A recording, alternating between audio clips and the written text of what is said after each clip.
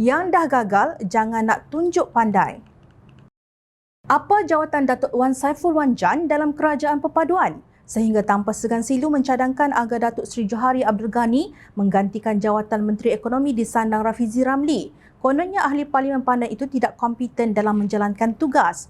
Ketua Penerangan Parti Pribumi Bersatu Malaysia Bersatu itu kononnya berpandangan Johari jauh lebih berwibawa dan tidak kebudak-budakan sehingga membuat semua pihak terduduk semata-mata sebab berdendam politik. Wan Saiful berkata matlamat kerajaan bukan untuk bagi sesiapa terduduk, tapi matlamat kerajaan ialah membantu rakyat tanpa mengira pegangan politik. Sepatutnya pada masa ini lihatlah bagaimana nak mulakan supply side reform supaya kita ada penyelesaian jangka panjang berkaitan harga barang. Dasar berkaitan insentif, percukaian subsidi, peraturan ekspor, semuanya adalah perkara yang boleh kerajaan gunakan untuk bantu rakyat, katanya. Pada Jumaat, Rafizi berkata pengguna perlu berperanan menjadikan penawaran dan permintaan terhadap barangan lebih anjal, termasuk dengan tidak membeli produk yang dijual pada harga lebih mahal berbanding sebelum ini.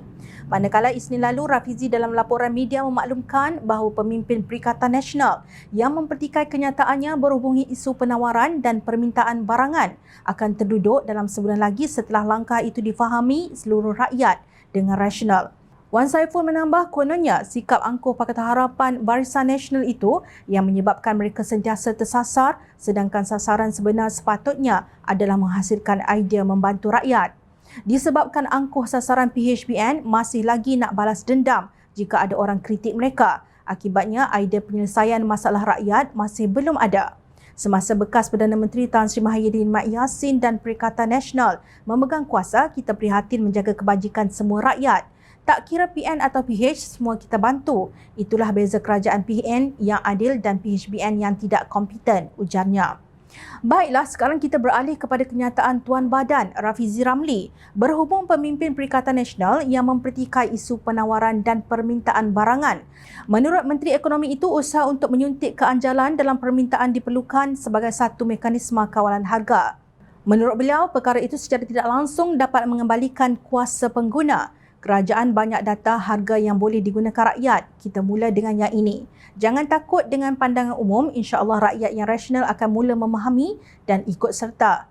Dalam sebulan lagi, geng-geng PN yang pertikai semua akan terduduk. Sama macam mereka terduduk soal-soal lain yang asalnya kontroversial tapi bila hujahnya dibentang satu persatu, rakyat yang cerdik akan faham, katanya dalam akaun Twitter beliau. Sebelum ini, kenyataan Menteri Ekonomi bahawa pengguna perlu berperanan untuk menjadikan penawaran dan permintaan terhadap barangan lebih anjal, termasuk dengan tidak membeli produk yang dijual pada harga lebih mahal berbanding sebelum ini mencetuskan kritikan pelbagai pihak termasuk pakar ekonomi. Kata Rafizi, seandainya pengguna tidak membeli atau menggunakan produk yang menawarkan harga yang tidak berpatutan, ia akan memberi gambaran kepada peniaga dan pembekal untuk tidak sewenang-wenangnya menaikkan harga barangan.